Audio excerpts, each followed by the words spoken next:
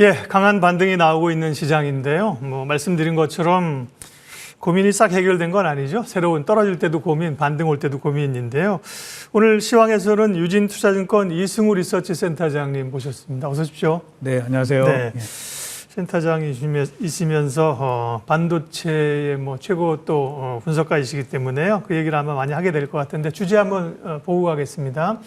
시장에서 여러 고민들이 있었지만 계속 빼놓지 않고 봤던 게 이제 반도체인데요. 높은 기대감과 또 한편에 높은 불확실성이 있다. 최근에 SK 하이닉스 리포트를 쓰시면서 붙이신 제목을 저희들이 좀 인용하기도 했는데 고민이 좀 있다는 거죠. 일단 미국의 대형 기술주들 최근 실적 발표하는 것들과 특별히 IT나 반도체 관련된 기업들 발표한 곳이나 발표할 곳 주목할 사항이 있으면 먼저 말씀해 주십시오. 먼저 최근에 미국 기업들, 네. 국내도 마찬가지로 실적 발표가 계속 되고 있는데요. 그 특징적인 거 몇 가지 임플리케이션이 있으면 제가 좀 정리를 해봤습니다. 네. 첫째는 다들 아시는 것처럼 AI와 관련된 투자는 계속 강화를 하겠다 이런 내용들이 있었고요. 그와 관련해서 당연히 이제 첨단 분야의 기술 투자 이쪽은 계속 확대를 해 나가겠다 이런 게 좀 특징적이고요. 또 하나는 그동안 굉장히 부진했던 PC랑 스마트폰 이 시장이 재고가 어느 정도 정리가 되면서 예.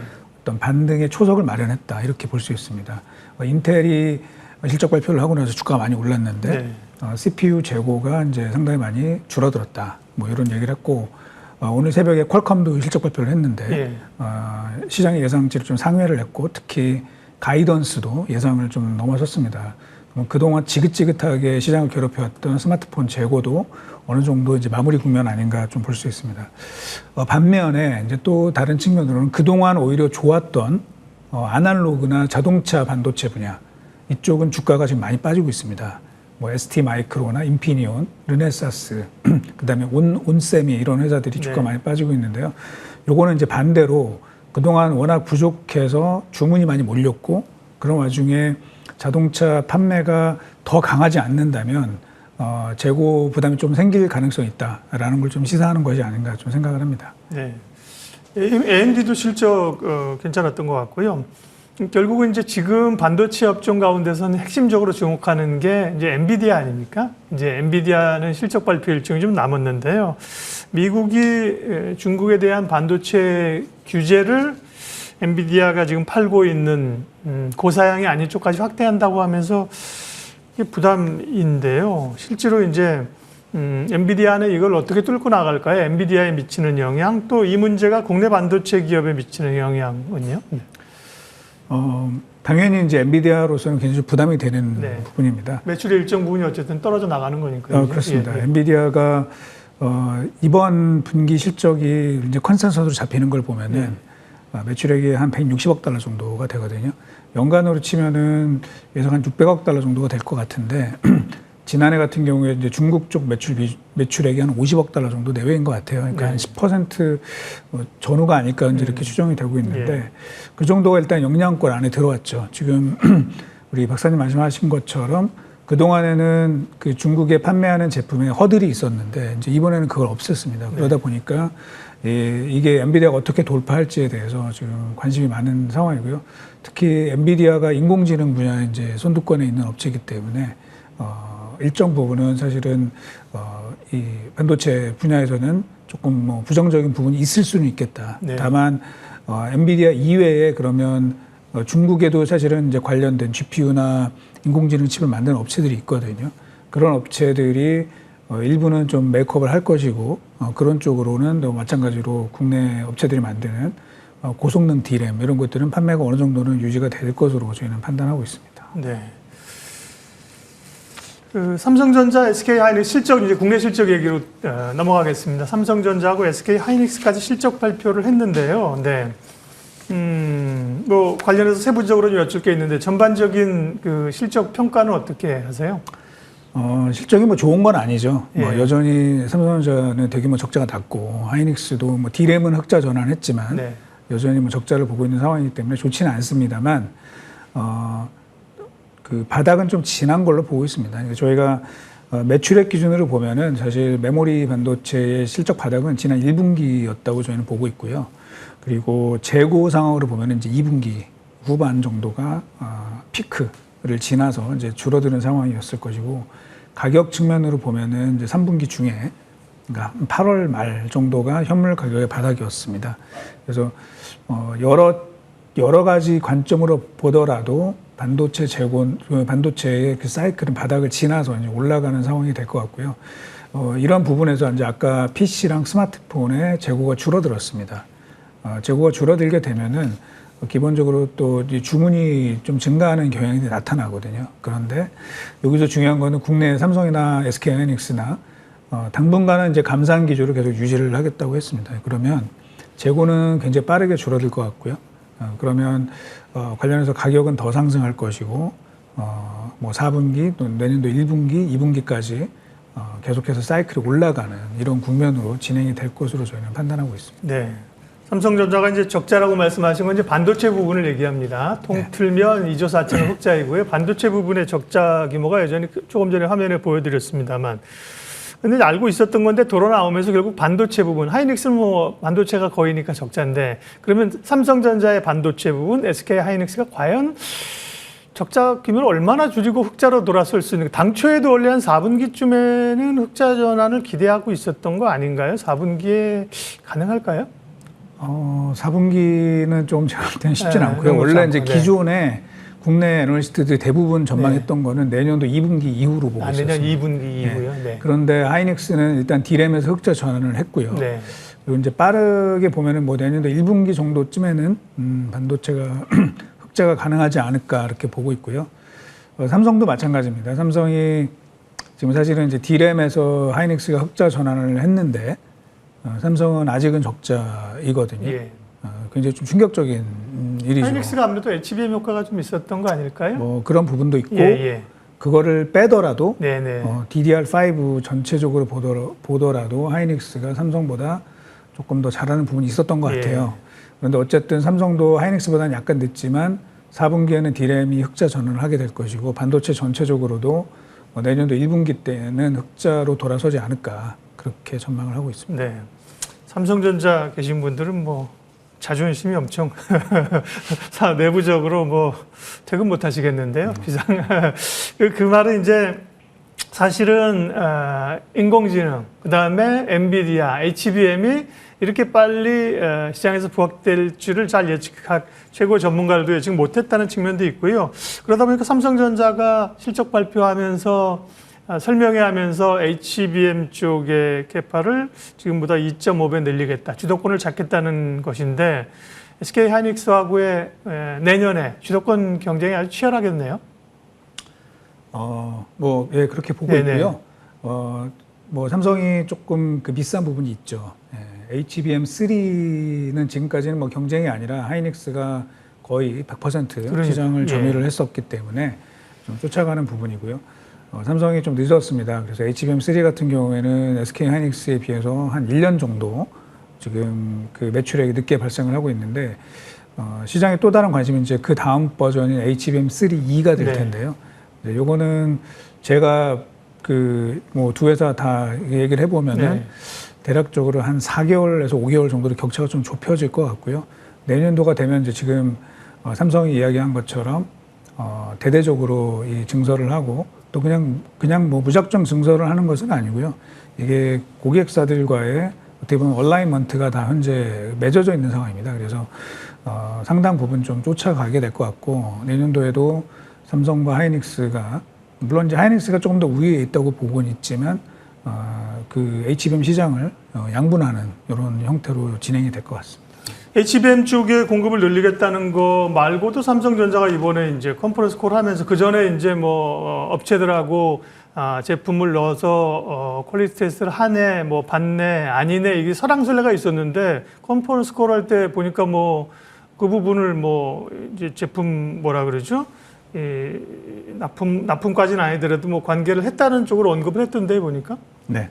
그게 사실은 이제 논란이 있었고, 여의도 내에서도 상당히 노이즈가 되게 많았고, 그러니까, 주가도 그것 때문에 많이 흔들리기도 했었죠. 그래서 실제로 올해 들어서 지금 10월 말 기준으로 했을 때 하이닉스가 연초 대비해서 주가가 55% 상승을 했어요. 반면에 삼성전자는 21%밖에 상승을 못한 거죠. 네. 이제 결국은 뭐 HBM에서 성과 차이 뭐 이런 것들이 좀 영향을 줬는데 제가 봐서는 이제 그 심지어는 일부 언론에 보도된 내용들이 좀 사실과는 좀 다른 것들도 꽤 있습니다. 그래서 삼성이 사실은 이제 구체적으로 고객과 관련된 이야기는 원래 잘 안 하는데 네. 이번에 뭐 특정 고객을 말하진 않았지만 고객들과 다 그 생산 계획이 다 맞춰져 있는 그런 상황이다라고 해서 시장에 조금씩 안심을 좀 줄 것 같고요. 네. 만약에 그런 부분들이 이제 확인이 되기 시작한다면 아직은 제가 봐서는 이제 투자자들은 좀 더 확인이 필요한 거 아니냐 이제 이런 시각들이 좀 더 많은 것 같은데 네. 결국은 4분기 실적에서 그게 확인이 된다 그러면 하이닉스와의 지금 주가 격차가 좀 벌어진 부분 그런 부분들은 조금 좁혀나가지 않을까 생각을 합니다. 네, 말씀하신 것처럼 뉴스가 뭐 기자들도 이 속보와 함께 독점 경쟁이 특정을 쓰기 위해서 경쟁이 치열하다 보니까 좀 뭐 요거 잡아가지고 쓰는 경우가 많습니다. 그러니까 뉴스를 안 볼 수는 없습니다만 보시는 분들이 잘 해석하시고 진짜인가? 예, 그다음에 제일 중요한 거는 어떤 뉴스가 뭐 어제도 그런 뉴스 하나 있었는데 뭐 이거 진짜야? 그럴 때 제일 보시는 게 누가 썼느냐가 중요합니다. 그죠? 무슨 말을 했느냐도 중요하지만 누가 했느냐가 중요하거든요. 기존에 신뢰를 가진 쪽이냐 아니냐 이런 거를 좀 판단해 보시고요. 자, 지금 이제 결국은 또 엔비디아 얘기를 해야 되는데 엔비디아가 지금 GPU를 독점하고 있다 보니까 경쟁자들도 지금 여기저기서 뭐 우리도 할 거야. 그죠? 뭐 AMD도 그렇고 뭐 인텔은 또 국내 네이버랑 손잡고 GPU 비싼 GPU 대신 CPU를 사용하는 방식. 이 보니까 기사 읽어보니까 완전 대체는 아닌 것 같고 좀 보완하려는 것 같습니다. 내용이 이건 어떻게 해석해야 될까요? 네, 저도 뭐 이 기사는 봤는데요. 예.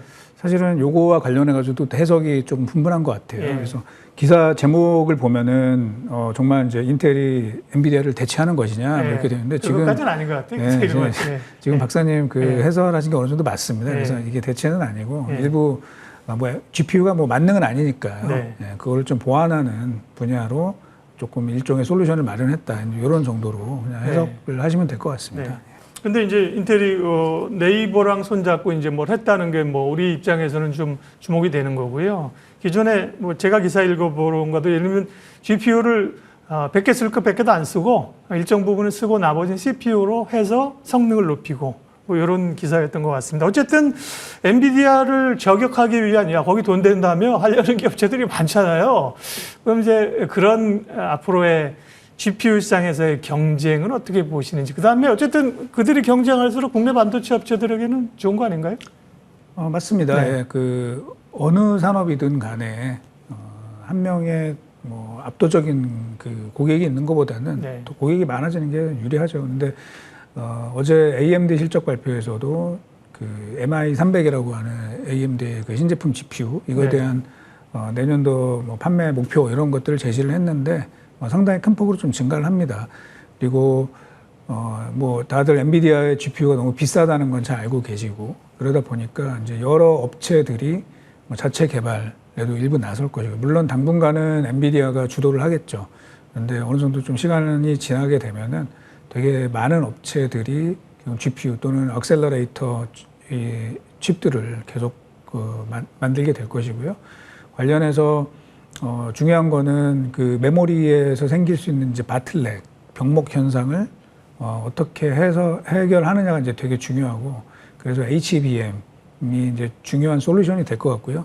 그 관련해서 HBM 적층수가 늘어난다든지 또는 TSV의 그 홀 개수가 대폭적으로 늘어나는 이런 고난이도의 그런 테크놀로지가 있어 중요해질 것 같습니다. 그래서 관련된 서플라이 체인 전체가 계속해서 성장할 것으로 저희 전망을 하고 있습니다. 네.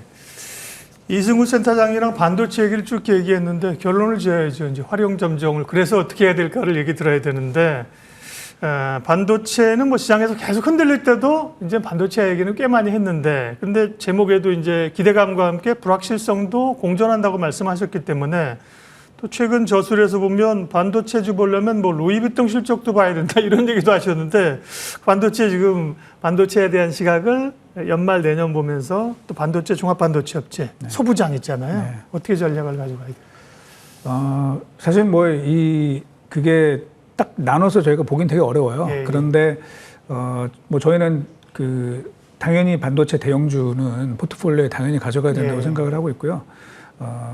그동안에 이제 지금 아까 제가 말씀드렸지만 올해 들어서 지금까지는 하이닉스가 굉장히 아웃퍼폼을 많이 했어요. 네. 만약에 4분기에 삼성전자가 HBM에서 시장의 그 기대감에 맞는 성과를 보여준다 낸다면, 그러면 네.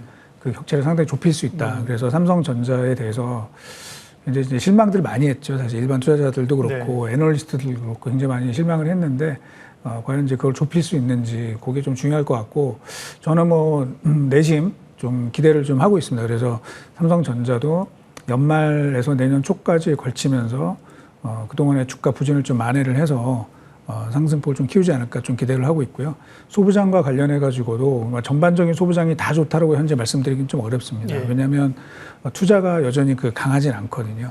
그런데 이제 특정 분야, 지금 뭐 말씀 주신 뭐 HBM이나 우공정. 네. 그리고 또 굉장히 첨단 그 공정 분야, 네네. 그쪽에 관련된 업체들은 계속해서 이제 관심을 받을 수밖에 없다라고 생각을 합니다. 그래서 후공정의 대표적인 업체 한미반도체가 예. 이제 저희 반도체 소부장에서는 그 탑픽으로 꼽고 있고요. 예. 그다음에 미세공정과 관련해 가지고는 뭐 유진테크, 그다음에 주성 엔지니어링 이런 회사들을 추천을 드리고 있습니다. 네.